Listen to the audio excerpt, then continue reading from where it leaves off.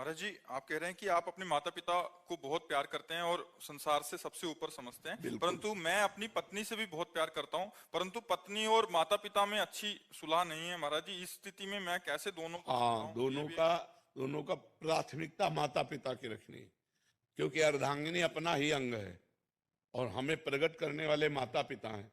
तो अर्धांगिनी को इतना कि आप हमारे माता पिता की सेवा ना करें, मानते हैं, लेकिन आप हमें नहीं रोक सकते। हम आपकी सुविधा, आपकी अनुकूलता आपको देंगे, लेकिन आप हमारे माता पिता की सेवा में अगर तनिक भी विरोध करते हैं तो हमारे आपके संबंध में विरोध हो जाएगा। माता पिता का त्याग नहीं कर सकते, ये जरूर आप में होना चाहिए। अगर ये नहीं है तो जो अपने माता पिता का त्याग कर दे पत्नी के कहने पर, फिर क्या है? फिर धर्म में वीरता नहीं रही। ऐसा नहीं होना चाहिए।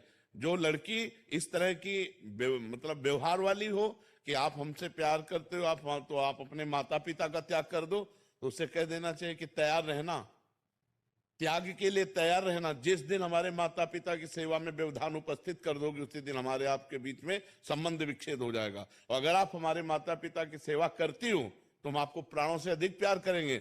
नहीं करती हो तो आपको अधिकार देंगे, लेकिन आप हमारे को सेवा में जाने से नहीं रोक सकती हो। इतना जरूर रहना चाहिए। माता पिता भगवान का स्वरूप है और पुत्र का पूरा अधिकार है माता पिता की सेवा करने का। तो ध्यान रखना, अवश्य में भोक्तव्यम कृतम कर्म शुभाशुभम। जो जैसे कर्म करेगा वैसा फल देगा भगवान, भोगना पड़ेगा, इसलिए बहुत सावधान। तो कभी चूक मत कर देना, पत्नी के चक्कर में आकर अपने बूढ़े माता पिता को मारना पीटना या घर से निकाल देना, ऐसे कोई आचरण मत करना। पत्नी से को तुम करो या ना करो, हम तुम पर दबाव नहीं डालते, लेकिन आप हम पर दबाव नहीं डाल सकती कि माता पिता की सेवा से हम वंचित और हों। माता पिता ही महाराज जी थोड़े से अलग व्यवहार के हों, वो बहुत गलत व्यवहार करें, इस हाँ, तो स्थिति में उनको चाहिए, माता पिता को चाहिए कि बुढ़ापा आ रहा है, ज्यादा अगर उद्दंडता करेंगे तो दुर्गति को प्राप्त हो जाएंगे। बहू बेटा को अपना बेटा और अपनी बेटी के समान चाहिए। थोड़ा प्यार का व्यवहार करें जिससे कम से कम उनको चाय और नाश्ता मिल जाए।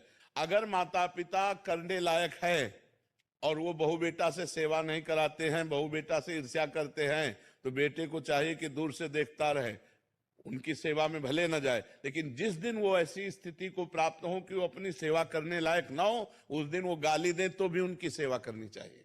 माता पिता की तो भी सेवा करनी चाहिए, क्योंकि वो बुजुर्ग हैं, उनका दिमाग स्थिति 60-70 के बाद जो है मानसिक स्थिति बिगड़ जाती है। अगर वो गाली देते हैं, वो निंदा करते हैं, तो हमें ये बात नहीं माननी, हमें उनकी सेवा करनी है। और अगर वो स्वस्थ हैं, अपने आप सेवा कर लेते हैं, खा पी रहे हैं, तो दूर से देखता रहे, खा पी रहे, आनंद से है, कोई बात नहीं। अगर दो तीन बेटा है महाराज जी?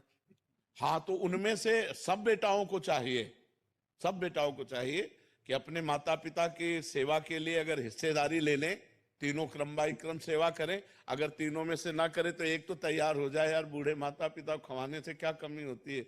दाता तो भगवान है, खूब अच्छे से देते हैं। जो माता पिता की सेवा करता है उस पर भगवान प्रसन्न हो जाते हैं।